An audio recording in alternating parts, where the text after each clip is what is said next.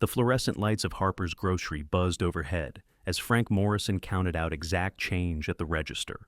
92 years old, hands steady despite the tremor that sometimes came with age, he placed each coin carefully on the counter. The Korean War veteran had learned long ago to count his pennies. His fixed income didn't allow for mistakes. "Come on, old man," the cashier snapped, barely looking up from her phone. "I don't have all day." Frank's weathered fingers fumbled slightly, and a quarter rolled off the counter, tinkling across the linoleum floor. He began to bend down slowly, his knees protesting. Jesus Christ! The cashier, her name tag read Brittany, came around the counter and shoved him aside. Not hard enough to knock him down, but hard enough that Frank stumbled backward, catching himself against a display of canned goods.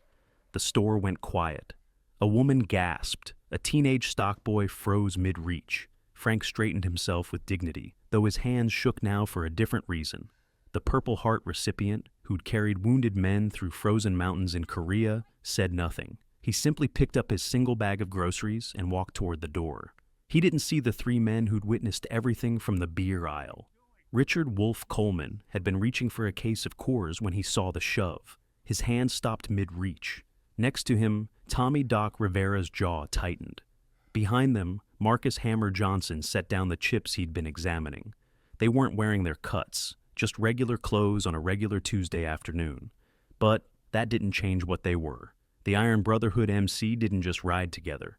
They lived by a code, and that code had just been violated in front of them. Wolf moved first, his boots striking the floor with purpose. 6'3" and built like his road name suggested, he caught up to Frank in the parking lot. "Sir," Wolf said, his voice gentler than his appearance suggested.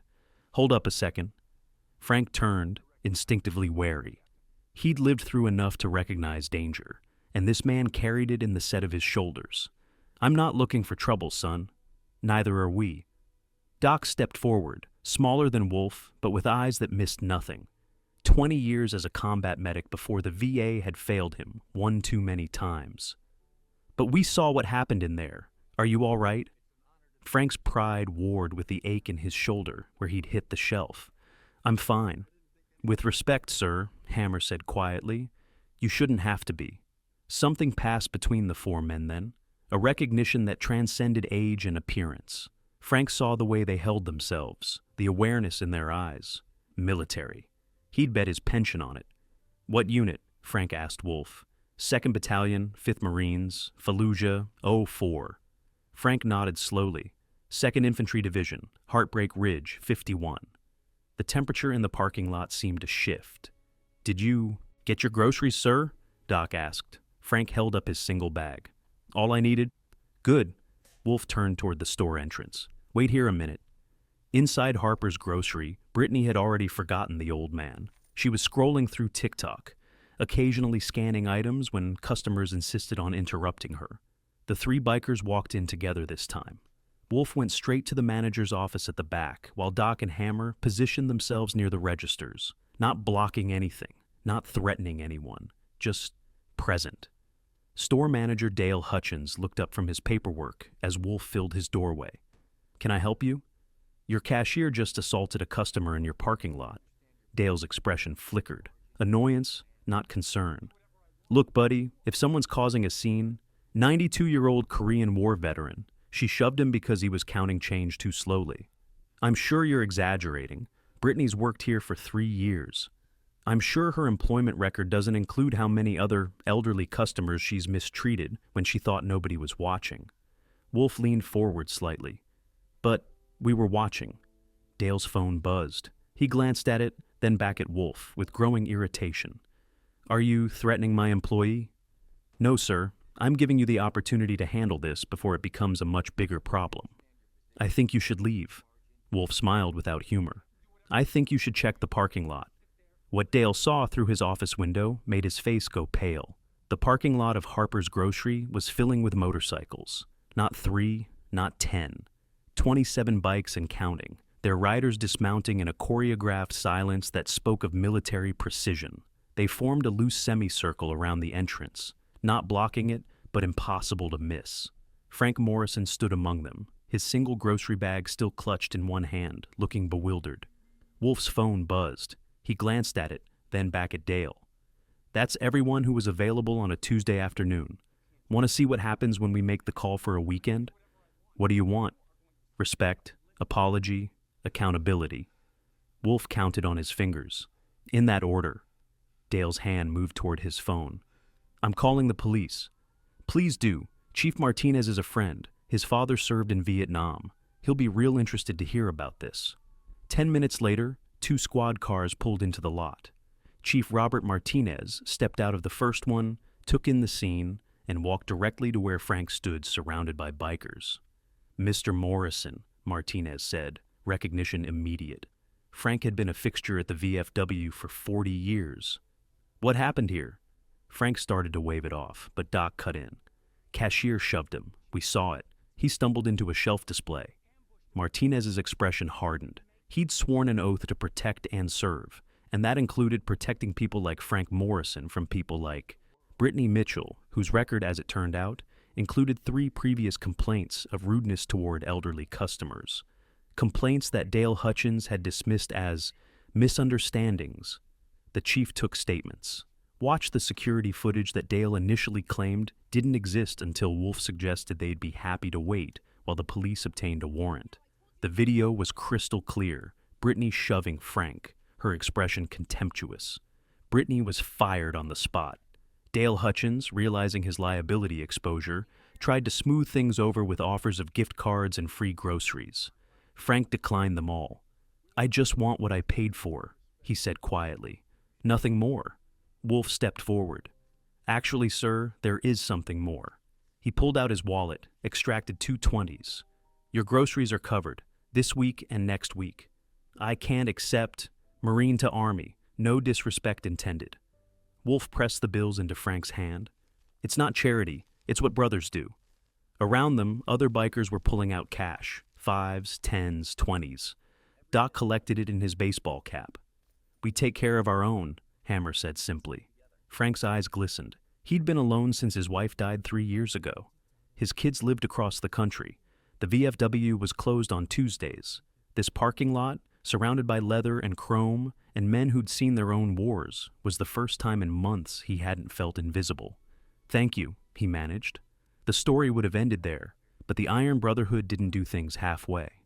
The following Tuesday, Frank found Wolf's motorcycle parked outside his apartment building. Wolf was waiting with a proposition.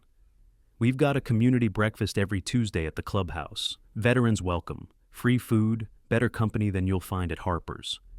Wolf handed him a card with an address. "No pressure, but you'd be welcome."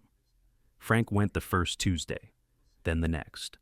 Within a month, he was a regular fixture at the Iron Brotherhood clubhouse, swapping war stories with men who'd fought in different wars but understood the same truths. They made him an honorary member. No dues, no obligations, just respect. They took him to VA appointments when his car wouldn't start. They fixed his leaking roof. They showed up for his 93rd birthday with a cake and enough barbecue to feed an entire platoon. Frank started carrying a challenge coin Wolf had given him, custom made, with the Iron Brotherhood logo on one side and Semper Fi to all who served on the other. Harper's Grocery became a kind of shrine to what happened that day. The Iron Brotherhood made it their regular stop, always polite, always respectful, always watching. Dale Hutchins implemented mandatory customer service training, a new store policy. Anyone elderly or disabled got priority service, no exceptions. Local news picked up the story. The segment showed Frank standing with his new family, his voice steady as he talked about what it meant to be seen, to be valued, to matter. "These men," Frank said, gesturing to the leather-clad bikers around him, "they remind me what my uniform used to mean.